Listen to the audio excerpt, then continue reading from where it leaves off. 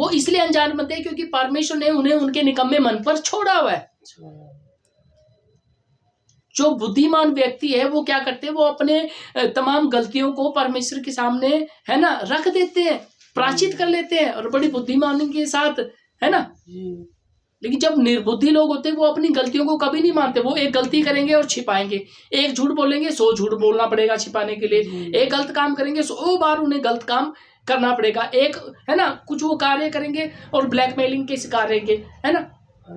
आप देख सकते हो, जब एक छोटा सा किस्सा है कि एक व्यक्ति बाहर गया होता काम करने के लिए, तो वो बड़ी मेहनत से बड़े पैसों से वो क्या करता है कि कुछ मतलब कि कांच का कोई पॉट लेके आता है, फूलों का गुलदस्ता होता है, वो काफी महंगा था वो। जब वो लेके आता है तो अपने घर लेके आता है, काफी बड़ा घर था उसका, हवेली टाइप कोठी लगा लो।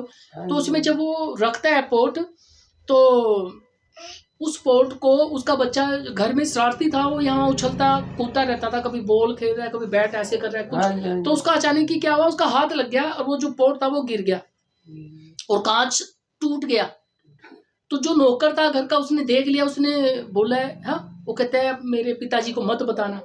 हाँ, वो कहता है मैं तेरे पिता को नहीं बताऊंगा, एक शर्त है। वो कहता है क्या? कहता है आपसे जो काम मैं करता हूँ वो काम तुझे करने पड़ेंगे। वो कहता है मैं कैसे कर सकता हूँ? हाँ, वो कहता है नहीं तू ही करेगा वरना मैं तेरे पिता को बता दूंगा।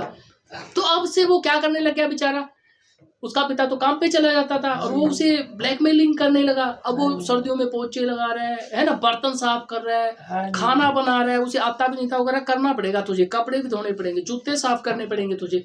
वो बड़ा बच्चा फंस गया, उसे हर दिन ऐसा करना पड़ता था। वो कहता है मैं कब पढ़ूंगा, ये तो मुझे काम ही इतने बताता है, झाड़ू मारना, पोछा मारना, ये करना, वो साफ करना। तो बड़ा फंस गया। अगर वो मना करता था तो वो कहता था कि मैं तेरे पिता को बताऊंगा। तो वो जो बच्चा था उसे ब्लैकमेलिंग किया जा रहा था। तो एक दिन बच्चे ने मन बनाया कि नहीं मैं अपने पिता को आज बता के रहूंगा कि पिता मुझसे ये गलती हुई है, मुझसे ये टूट गया, जो सजा देनी होगी देगा, जो दंड देना होगा देगा मेरा पिता मुझे, कम से कम ऐसा तो नहीं करेगा इसके जैसा। ये तो मुझे बहुत है ना भरी ठंड में मेरे को पोछे लगवाता है, बर्तन साफ करवाता है, झाड़ू लगाता है। तो उसने क्या क्या मन बना लिया कि मैं अपने पिता से बोल के ही रहूंगा, जो होगा देखा जाएगा, मैं इतना और सह नहीं सकता। तो जब उसका पिता आता है तो वो बोलता है कि पिता मैं आपसे एक बात कहना चाहता हूँ। हाँ, वो कहता है बोल क्या कहना चाहता है? कहता है पिता मैं गलती से मैं खेल रहा था घर में और मैं से जो आप पोट लाए थे, जो गुलदस्ते को फूलों को रखने के लिए कांच का, वो मेरा अचानक ही हाथ लगा, वो टूट के गिर गया। तो उसका पिता कहता है तो मुझे पता है, इसमें कौन सी बड़ी बात है, क्या हुआ और कुछ बता। वो बच्चा देख के हैरान हो गया कि मेरे पिता के लिए तो कुछ नहीं है, यानी कि मैं ही सब कुछ हूँ। वो कहता है मेरे बेटे कोई बात नहीं, वो टूट गया तो टूट गया, तेरे को तो नहीं चोट लगी थी ना? वो कहता है नहीं। कहता फिर जाओ खेलो कूदो। तो कहने का मतलब ये है कि परमेश्वर जो है वो हमारी कंडीशन जानता है, लेकिन हम छिपाते हैं, है ना। और शैतान इस चीज का फायदा उठाता है। जब बच्चे गलतियां करते हैं तो बच्चों की जो गलतियां होती है वो क्या बोलते हैं शैतान कि मैं तेरे माता पिता को बता दूंगा।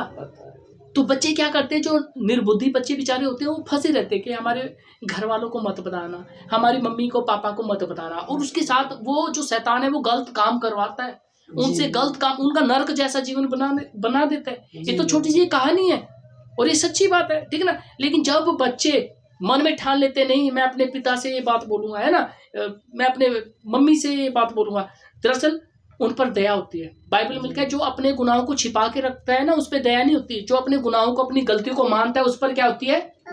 दया होती है। तो पिता तो दयालु है। आज हम क्या